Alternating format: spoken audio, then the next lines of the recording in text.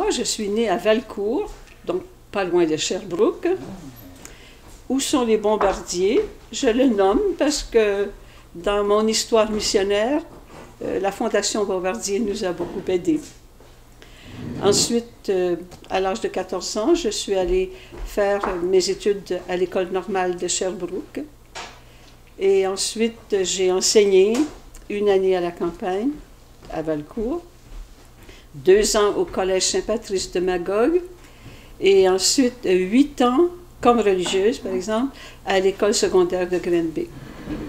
Et après quoi, je suis partie pour les missions, en 66, à Madagascar. Là, c'est vraiment l'appel intérieur à être missionnaire. Pour moi, depuis que je suis jeune, mais pas très jeune, non. Non, parce que j'ai quand même hésité avant d'entrer en communauté, ou me marier, ou entrer.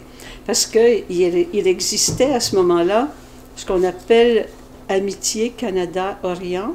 C'était des couples qui partaient en mission. Puis ça me disait encore plus. Par contre,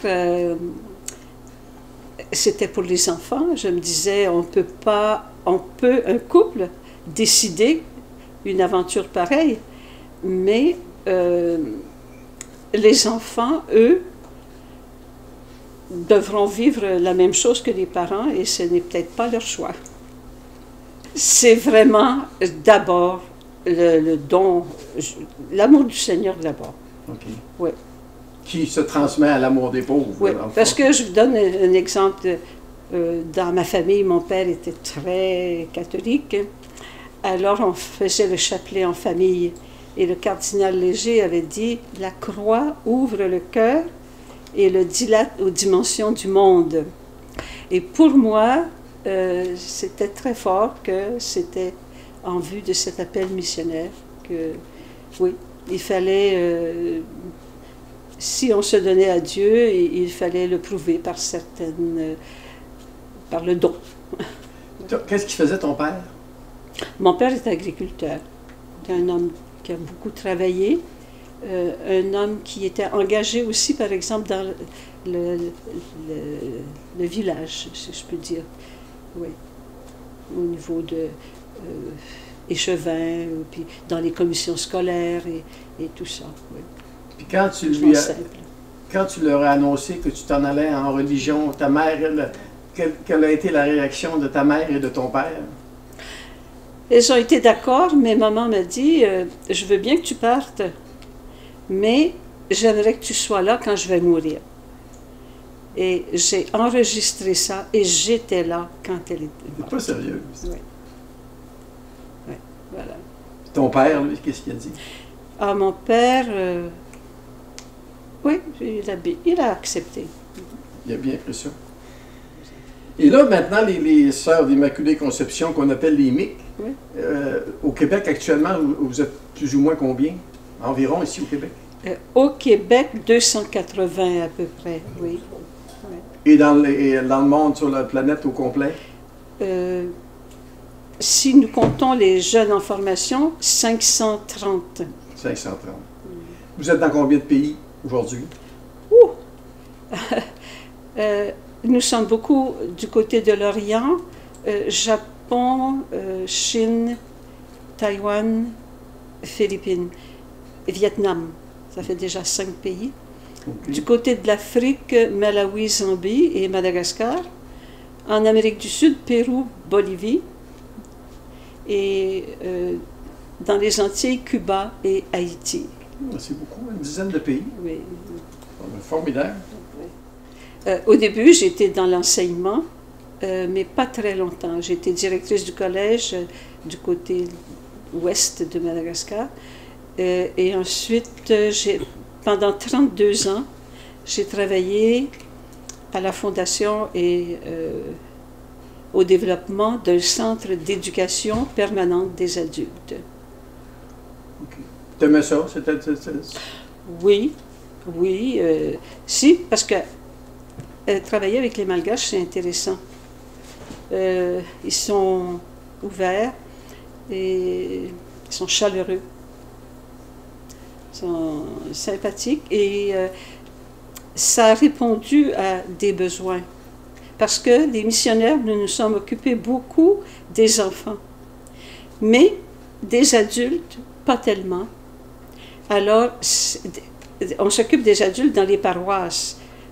Mais à part ça, alors, c'est pour ça que quand il y a eu la Révolution, en 72, là, je me suis dit, il faut faire quelque chose pour les adultes. Je ne voulais plus être directrice de collège parce que je me disais, c'est la place des Malgaches. Okay.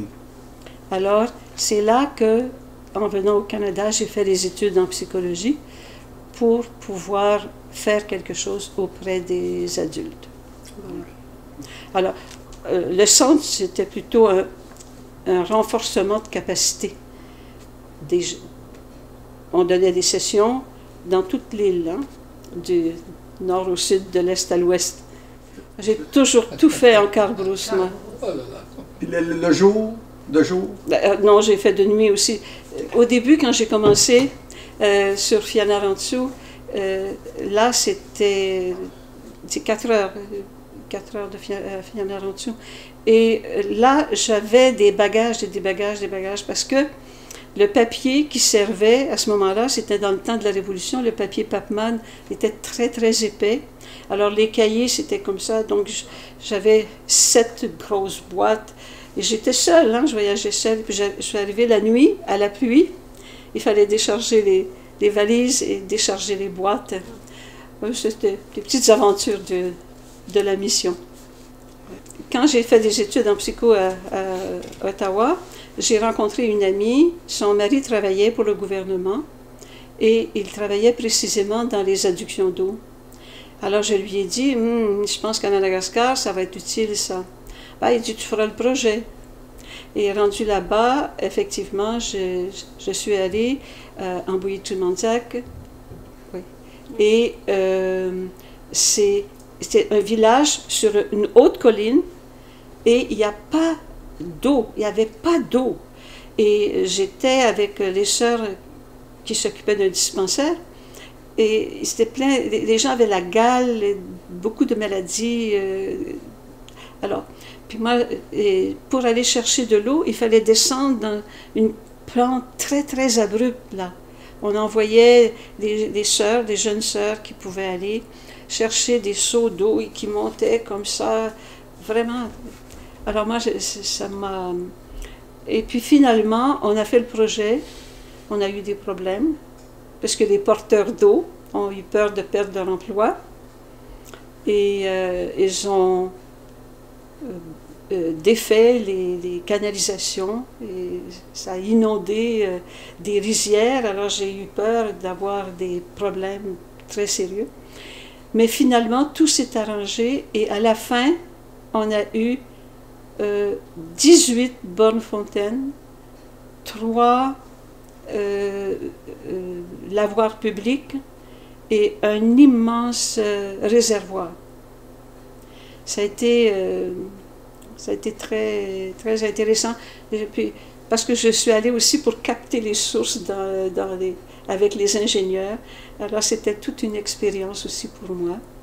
Alors, ça a été très favorable pour ce village-là.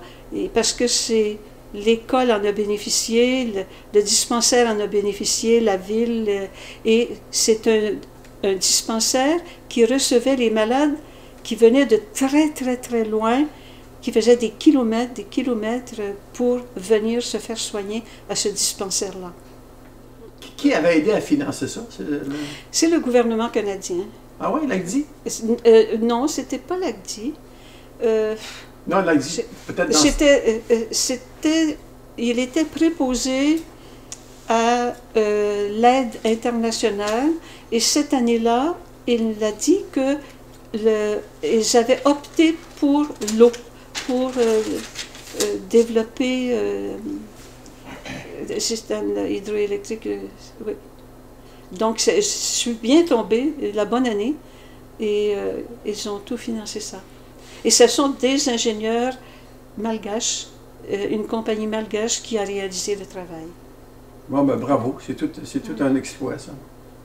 Bravo, Estelle, on est fiers de toi.